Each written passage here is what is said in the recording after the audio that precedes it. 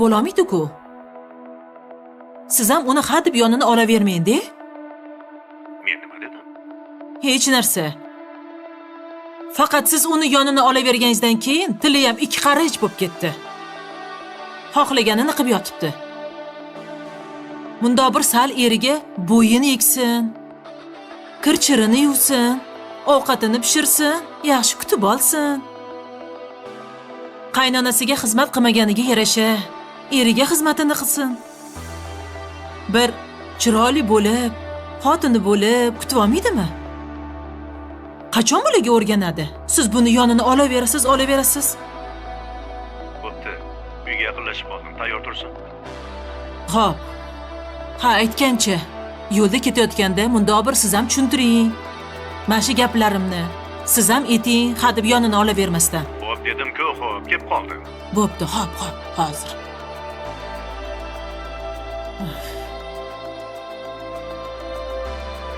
Dadajon, chiqay olmaymiz. Xo'p.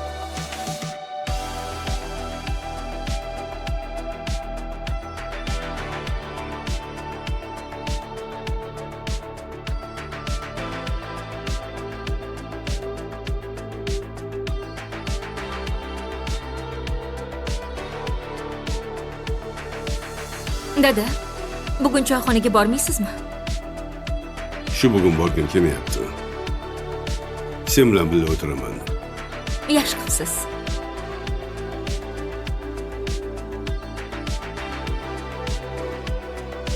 Avvallari uyda hech kim bo'lmas edi. Choyxonada qolardim. Uyga kelsam, uy yutaverardi. Endi bo'lsa, sizlar bilan uyim to'ldi. Ha, dada. Bir o'zingiz qiynalib qolgansiz. Mana endi bag'ringizda nevaralaringiz bor. Charchadim, qizim. Endi hamma ishni Saidga topshiraman. Uni boshqa ishlari bor shekilli. Kunduzi o'zini ishlarini qilib yuraveradi. Kechasi choyxonaga qaraydi. O'ziga foyda. Katta kurkularga qo'shiladi.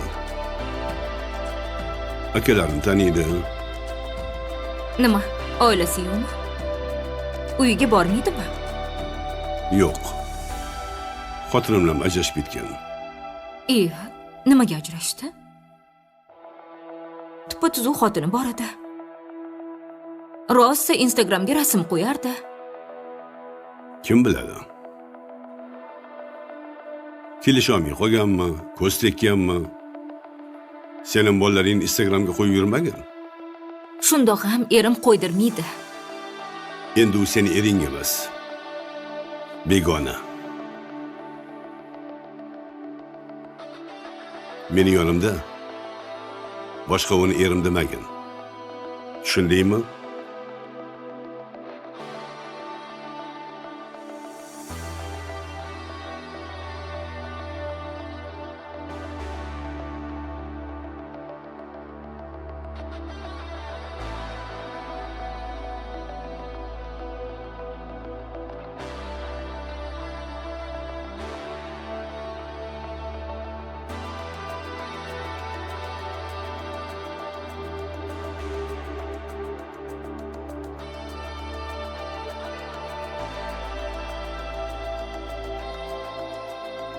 Ering kelganmi? Yo'q, menimcha hali kelmaganlar. Homilador xotinni yolg'iz tashlab ketib bo'lmaydi. U xotin o'g'lini olib o'tiraveradi. Anu ilonchang. Hech oijonni borib ko'rib kelay deydimi? Bilmadim, bilmadim. Biz nima? U bu narsa yegani qo'ymadikmi? Yoki yegani qo'ymadikmi? Dorilaringizni ichib dam oling. Sizchi? Voyon, kelishdik-ku. Esingizdan chiqdimi? Qaynanangdan arazlab kelganingda seni yoningni oldim.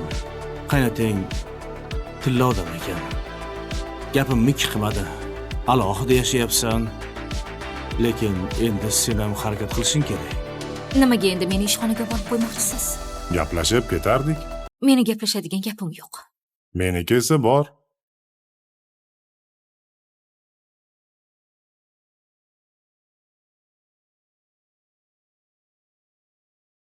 Demak, bu hali erkin tanlov emas. Bu yaralangan qalbning javob zarbasi.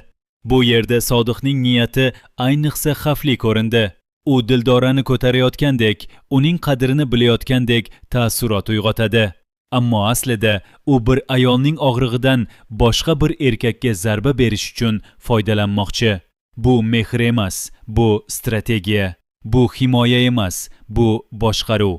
Sodiqning ko'zlarida iliqlik bor edi, lekin barmoqlari bilan stol ustida asabiy ritmda taqillatardi. Dildora buni sezmadi. U faqat birinchi marta kimdir unga "Men seni ko'ryapman" degan so'zni aytganidan titrab ketdi. Eng muhimi, Bonuning ko'zlarida shu lahzada ikki xil yong'in yonib ketdi. Ayollik rashki va mavqe yo'qotish qo'rquvi. Dildora bu yerda faqat yangi ish boshlayotgan ayol emas, u Bonuning hududiga kirib kelgan xavfga aylandi. Bonu bir kuni Sodiqning kabinetiga tasodifan kirib qoldi. Dildora stol yonida turib, shartnomani imzolayotgan edi. Bonu tabassum qildi. Juda chiroyli tabassum qildi. Ammo bu tabassumning tagida o'nlab hisob-kitoblar yotardi. Bonu hali ochiq urush boshlamaydi. U to'g'ridan-to'g'ri hujum qiladigan ayol emas. U kutadi, kuzatadi, tabassum qiladi va kerakli joyda zarba beradi. Shuning uchun menimcha, keyingi qismlarda eng xavfli to'qnashuv Dildora bilan Bonu o'rtasida bo'ladi. Bu oddiy rashk emas. Bu ayollar o'rtasidagi kim haqiqatdan ham ta'sirga ega degan sovuq jang bo'ladi. Dildora atrofida yana bir og'ir soyani ko'rdik. Saidning chiqishi tasodif emas. U bir kuni kechasi Dildoraning uyiga keldi. Yomg'ir yog'ayotgan edi. U eshik oldida ho'l bo'lib turardi. Dildora, men seni yillar davomida sevib keldim. Afzal ketganidan keyin yurak og'rimadi. Aksincha, bir umid paydo bo'ldi, dedi Said. U birdaniga paydo bo'lib qolgan oshiq emas. U yillar davomida ichida saqlagan istagini vaziyatdan foydalanib tilga chiqargan odam. Bu juda muhim farq. U kutgan. U Dildoraning baxtsizligini imkoniyat deb ko'rdi.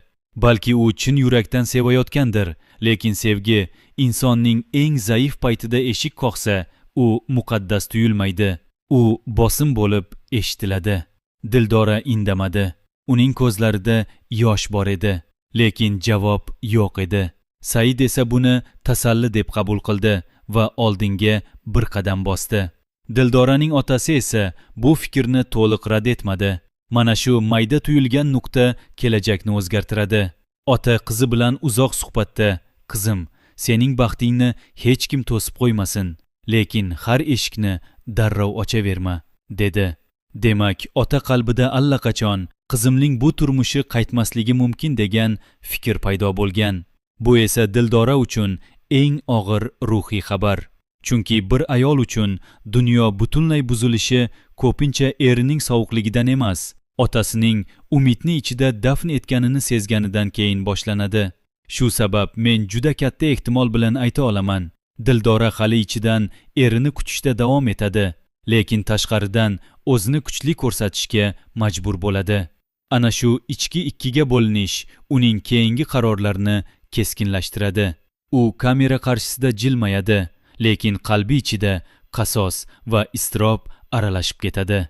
Bir kuni suratga olish kunida Dildora 10 marta jilmaydi. 10 marta bir xil harakatni bajaradi. Kamera o'chganidan keyin esa hojatxonaga yopilib yig'laydi. Afzal esa bu o'zgarishni ko'rib befarq tura olmaydi.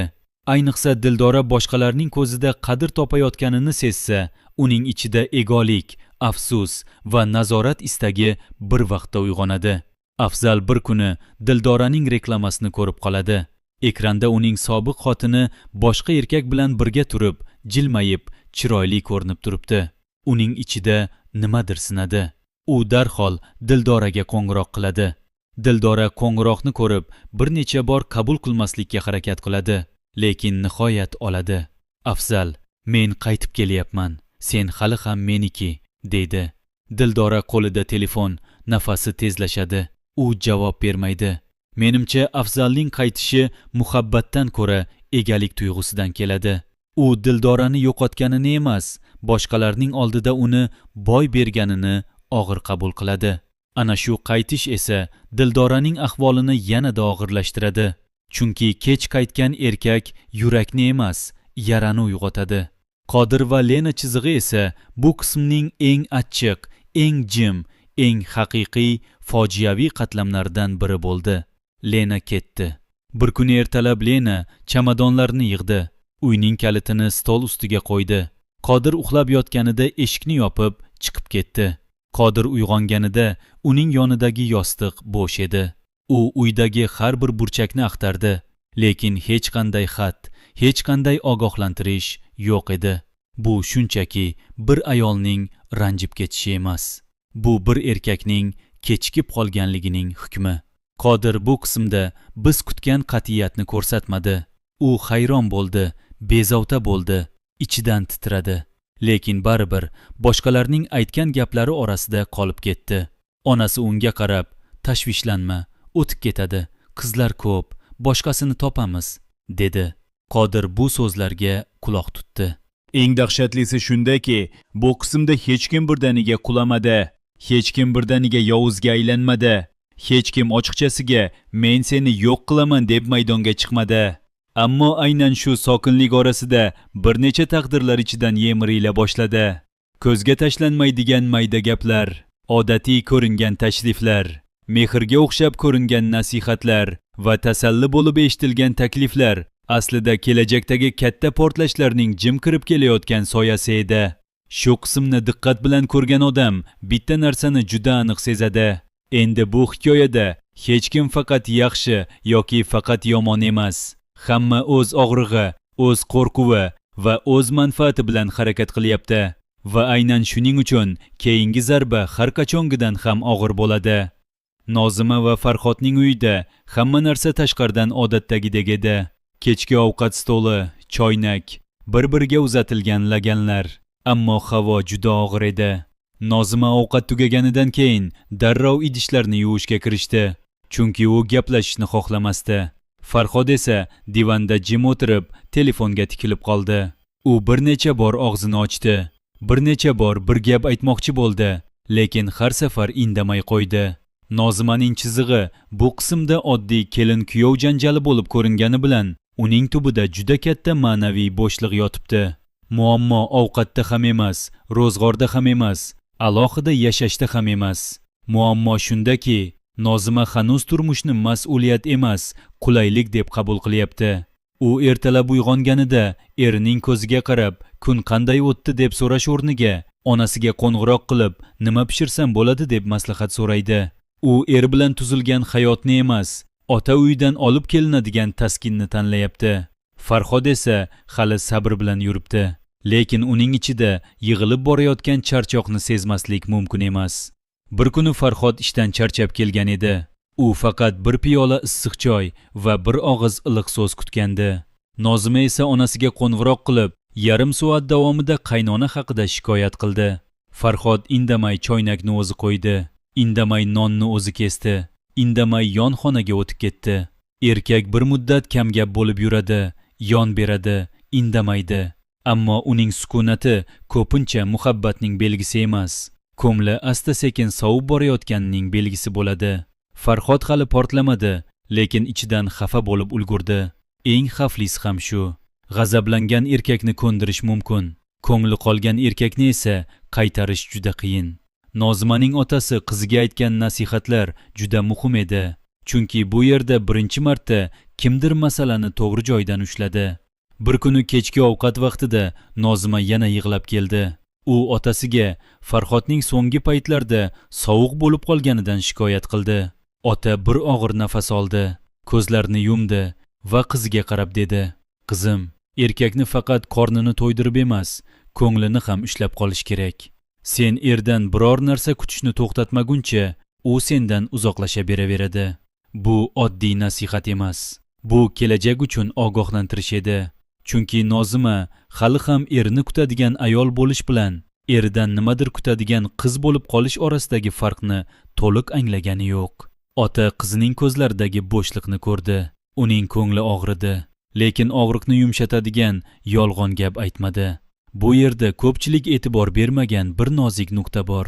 Nozima yordam so'rashdan uyalmaydi, ammo minnatdorlikni his qilishga shoshmaydi.